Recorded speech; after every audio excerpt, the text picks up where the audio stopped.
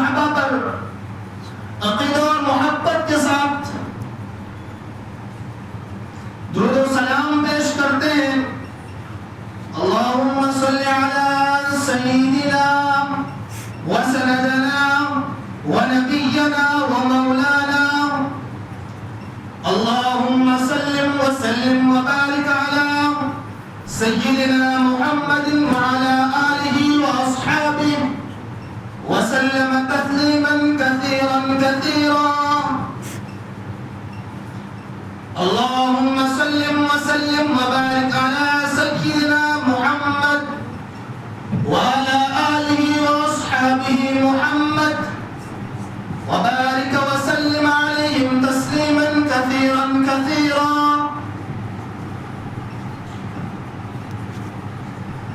آپ صلی اللہ علیہ وسلم کے عقیدت اور محبت کے ساتھ تھوڑے سے اشعار آپ کے سامنے گنگناؤں گا. آپ حضرات بغور سماعت فرمائیں گے. رسول خدا بے مثال اللہ اللہ رسول خدا بے مثال اللہ اللہ حسینہ سچم پر جوال اللہ اللہ رسول خدا بے مثال اللہ اللہ رسول خدا بے مثال اللہ اللہ حسینہ سجن پر جمال اللہ اللہ سگل را معطر سجن مشک ادفر سگل را معطر سجن مشک ادفر غلام باس جملہ زوال اللہ اللہ. اللہ تبارک و تعالی کا بے حد فضل احسان کرم ہوا کہ جس اللہ رب العزت نے ہم سب کو اپنے پاک گھر میں آنے کی توفیق دی. یہ اللہ تبارک و تعالی کا ہم پر بہت بڑا کرم ہے. خطبے کے دوران جو آیت کریمہ میرے آپ حضرات کے سامنے پیش کی، اللہ تبارک و تعالی فرماتے ہیں لقد من اللہ علی المؤمنین اذ بعث فیہم رسولا. یعنی اللہ تبارک و تعالی انسانوں پر احسان کر رہے ہیں. اللہ تبارک و تعالی انسانوں پر احسان جتلا رہے ہیں. اللہ تبارک و تعالی نے اتنی بڑی کائنات کو پیدا کیا. اللہ تبارک و تعالی نے حضرت آدم علیہ السلام سے لے کر حضرت عیسیٰ علیہ السلام تک تمام انبیاء کرام کو پیدا کیا، لیکن احسان نہیں جتلایا. اتنے بڑے انسان کو پیدا کیا، احسان نہیں جتلایا. پہاڑ کو پیدا کیا، احسان نہیں جتلایا. انسان کے لیے اتنی ساری چیزوں کو مہیا کیا، احسان نہیں جتلایا. اتنی ساری کائنات میں ہر ذرے ذرے کو پیدا کیا، احسان نہیں جتلایا. پھر اللہ تبارک و تعالی قرآن مقدس میں کیوں ارشاد فرماتے ہیں لقد من اللہ علی المؤمنین اذ بعث فیہم رسولا. یعنی اللہ تبارک و تعالی احسان جتلا رہے ہیں کہ ان پر مومنوں پر علی المؤمنین اللہ تبارک و تعالی احسان جتلا رہے ہیں علی المؤمنین مومنوں پر. کیوں؟ آگے ارشاد فرماتے ہیں اذ بعث فیہم رسولا. یعنی احسان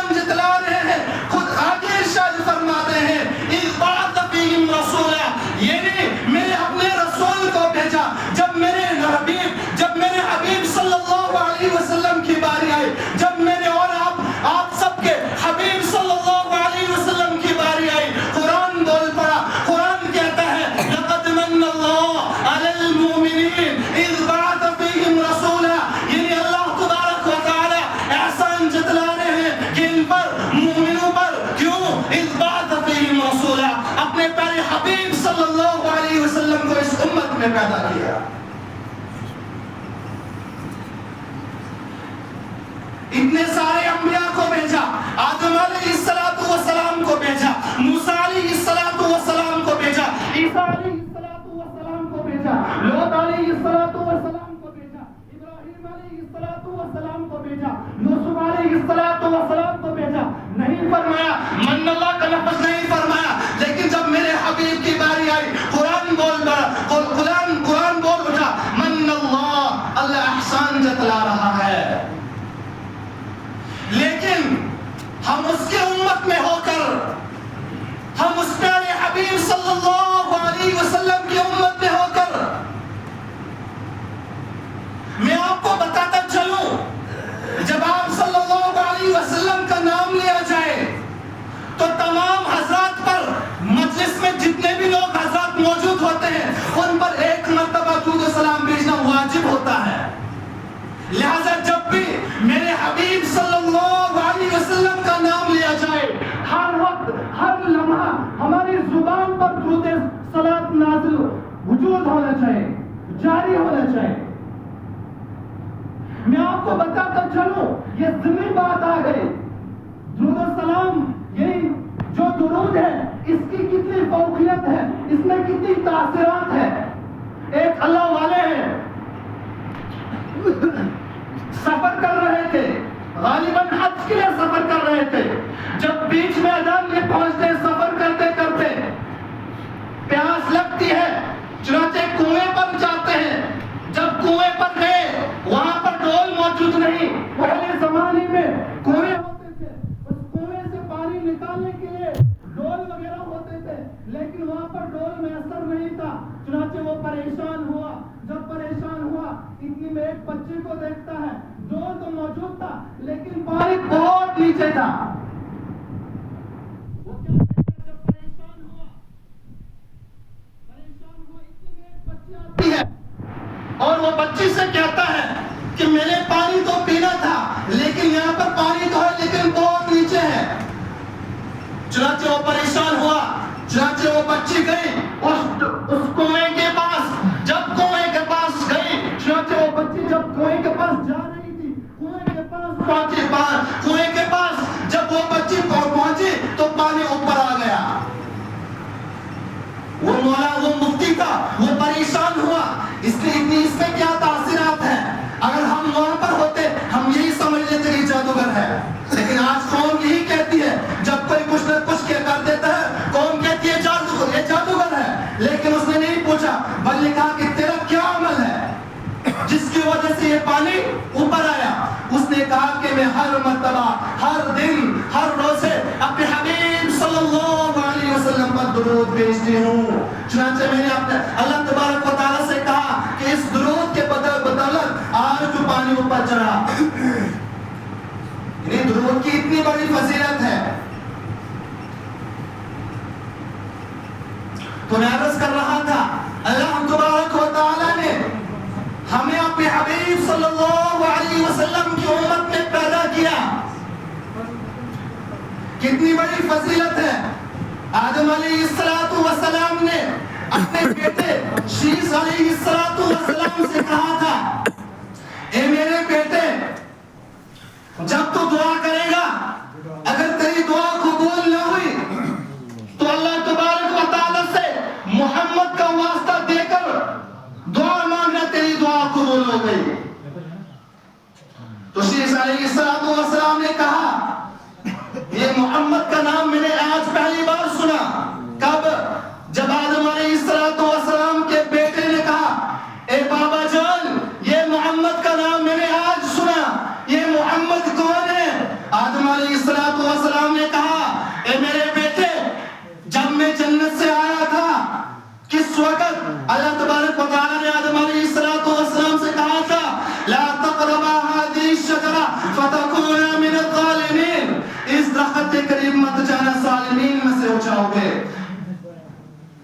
تو آدم علیہ السلام درخت کے پاس گئے تھے تو اللہ تبارک و تعالیٰ نے دنیا میں بھیج دیا. چنانچہ آدم علیہ السلام نے اپنے بیٹے سے کہا اے میرے بیٹے جب میں جنت سے آیا تھا جنت میں جتنے بھی درخت تھے ہر درخت پہ میں نے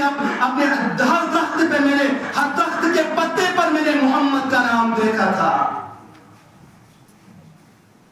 ہم کتنے بڑے خوش نصیب ہیں کہ اللہ تبارک و تعالیٰ نے بغیر مانگے دعا کے اللہ تبارک و تعالیٰ نے ہمیں اپنے حبیب صلی اللہ علیہ وسلم نے کہا تھا وہ عقل داڑھی کو نہیں کاٹنا, لیکن آج اسی نبی کا امتی اسی نبی کا نوجوان داڑھی کو کاٹ رہا ہے. کیا تمہیں کل نبی کے پاس نہیں جانا ہے؟ کیا تمہیں کل قیامت کے دن اپنے حبیب صلی اللہ علیہ وسلم کا چہرہ نہیں دیکھنا ہے؟ کس منہ سے اپنے حبیب کے پاس جائے گا؟ کیا تیرے نبی نے اس دین کے خاطر کتنے قربانیاں پیش کی ہے؟ کیا تو نے سوچا ہے جب حبیب صلی اللہ علیہ وسلم مکہ کے اندر بہت تنگ ہوا تھا, مدینے کے اندر بہت تنگ ہوا تھا, طائف کا سفر کیا, جب طائف کے اندر گئے کہا کہ مکہ اور مدینے والوں نے تو میری نہیں سنی. جب طائف کا ارادہ کیا کاش کہ حبیب صلی اللہ علیہ وسلم کے دل میں آیا کہ میں طائف میں جاؤں گا, وہاں پر جا کر لوگ میری اس نبوت کو قبول کریں گے. چنانچہ طائف کا سفر کیا, جب طائف میں پہنچے طائف کے اندر 3 بھائی تھے, تینوں سردار تھے, تینوں کے پاس گئے. میرے حبیب صلی اللہ علیہ وسلم کائنات کا سردار جس کے لیے اللہ تبارک و تعالیٰ نے فرمایا اگر میں اپنے حبیب کو دنیا میں نہ بیچتا میں پوری کائنات کو پیدا نہ کرتا. وہ حبیب طائف میں جاتا ہے.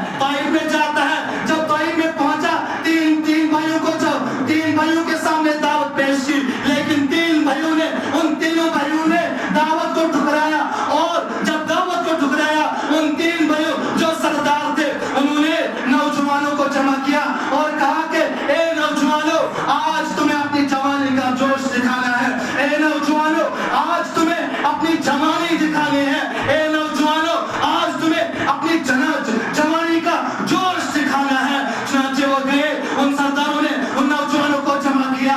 ان سرداروں نے کہا دیکھو یہ محمد ہے, یہ نبی کا دعویٰ کرتا ہے اور کہتا ہے مجھے نبی مانو اور خدا کو ایک مانو اور کلمہ پڑھو لا الہ الا اللہ محمد الرسول اللہ صلی اللہ علیہ وسلم اور گواہی دو اشہد ان لا الہ الا اللہ واشہد ان محمدا عبدہ ورسولہ, گواہی دو. لیکن ان نوجوانوں سے کہا اس نبی کو پتھر مارو, اس نبی کو گالی دو.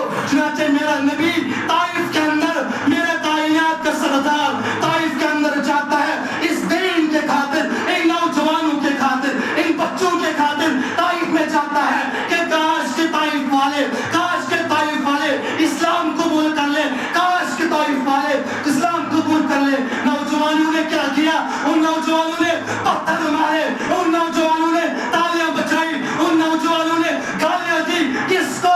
سرور کائنات میرے لختے جگر میرے نبی صلی اللہ علیہ وسلم کو گالیاں ماری. کس خاطر؟ اس دین کے خاطر اتنی گالیاں ماری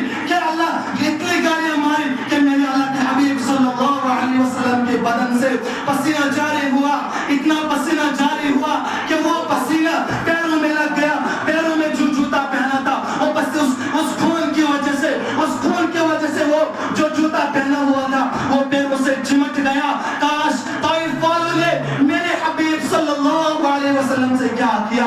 جب انہوں نے پتھر مارے میرا حبیب دوڑتا ہے اور پتھر مارتے ہیں, میرا حبیب میدان میں گرتا ہے اور اٹھاتے محمد, کہتے ہیں محمد دوڑ, آج تجھے سبق سکھائیں گے کہ نبی کا دعویٰ کیا کرنا ہوتا ہے. وہ کائنات کا سردار جس کے اللہ تبارک و تعالیٰ نے کہا تھا میں دنیا کو پیدا نہیں کرتا اگر میں اپنے حبیب کو دنیا میں نہ بھیجتا. وہ نبی طائف کے اندر پتھر کھا کر گر جاتا ہے اور اٹھ جاتا ہے اور طائف والے اس کو پتھر مارتے ہیں. چنانچہ ایک درخت کے پاس بیٹھتے ہیں. درخت کے پاس جب بیٹھتے ہیں اپنے حبیب میرے محبت صلی اللہ علیہ وسلم کا دشمن عتبہ وہ دیکھ کر حیران ہو گیا. اتنا بڑا دشمن عتبہ وہ ہر وقت یہ کہتا تھا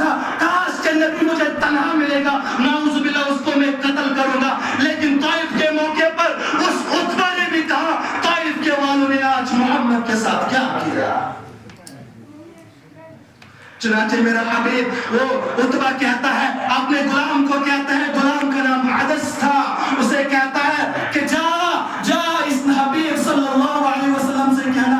اس عتبہ نے ایک پلیٹ میں چنانچہ کھجور پیش کیے, کہا کہ محمد کو کہہ دینا تجھے رشتہ داری کی قسم ہے, تو رشتہ داری کا لاج رکھنا ان پیٹ میں, جو دانے ہیں ان کو کھانا. چنانچہ وہ کیا کر وہ عدس جاتا ہے, آپ صلی اللہ علیہ وسلم کا جسم لہو لہان ہوتا ہے, اور آپ صلی اللہ علیہ وسلم نے ان کھجوروں کو نوش کیا. اس کے بعد اللہ تبارک و تعالی نے دعا کی, اللہم اشکو الیک ضعف قوتی وقلت حیلتی وحمانی علی الناس یا ارحم الراحمین انت رب المستضعفین وانت ربی الى من تکلنی الى بعید یتجحمنی ام الى عدو ملکته امری. یا ربا آج میں تجھ سے کھلا کر رہا ہوں, ربا آج تو نے مجھے کن کے حوالے کر دیا. ان طائف والوں نے میرے ساتھ کیا کیا, ان طائف والوں نے میرے ساتھ کیا کیا. وہ کائنات کا سردار اس امت کے لیے رویا, اس وقت بھی کہا اللہم اغفر لامتی اللہم اغفر لامتی. لیکن یہ نوجوان اس طائف کو نہیں دیکھتا ہے. آج کل کا نوجوان اس حبیب نے طائف میں پتھر کھائے ان نوجوانوں کے لیے, اس نبی نے مکہ میں اس جہاد کے اندر اپنے دانت شہید کروائے نوجوانوں کے. کیا اس کو کچھ غرض تھی؟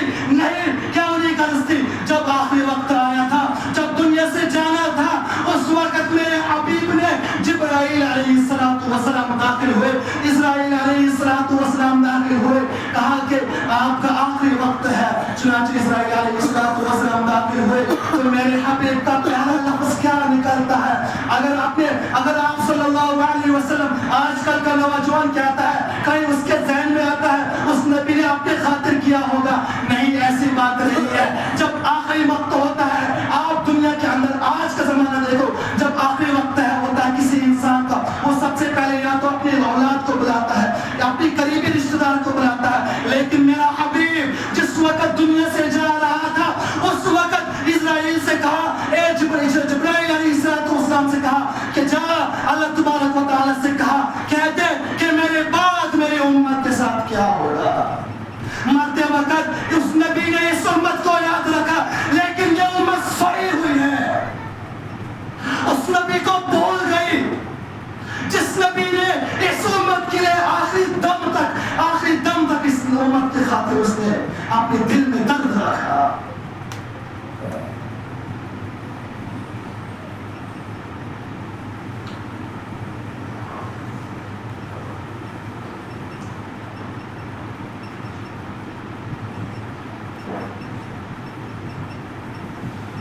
نبی صلی اللہ علیہ وسلم نے بتایا کہ نوجوان جو ہے وہ دین کو, جب دین کے اوپر چلے گا تو وہی نوجوان کل قیامت کے ساتھ اپنی قوم کو جنت میں لے جائے گا. اور اس حبیب نے بتایا جو نوجوان اپنی جوانی کا خیال رکھے گا, اپنی جوانی کو گناہوں سے بچایا, کل قیامت کے دن اس کو میں اپنے عرش کے سائے کے نیچے رکھوں گا. اس نبی نے یہ تو بتا دیا تھا جب دنیا میں بھیجا, سب سے پہلے یہ بتایا کہ عورت, آپ نے واقعہ تو بہت سنے ہوں گے کہ فرمایا عورت بری نظر کی چیز نہیں ہے. جو شخص عورت کی طرف بری نظر سے دیکھے گا, کل قیامت کے دن اس کے آنکھوں میں سیسا پگھلا کر ڈال دیا جائے گا. لیکن حبیب صلی اللہ علیہ وسلم نے سب سے پہلے بتا دیا, عورت چار حیثیت رکھتی ہے. اگر بیٹی ہے تب بھی عزت والی ہے, اگر بہن ہے تب بھی عزت والی ہے, اگر ماں ہے اس کے قدموں کے نیچے جنت. اللہ تبارک و تعالی کہنے سننے سے زیادہ عمل پیرا ہونے کی توفیق ہے.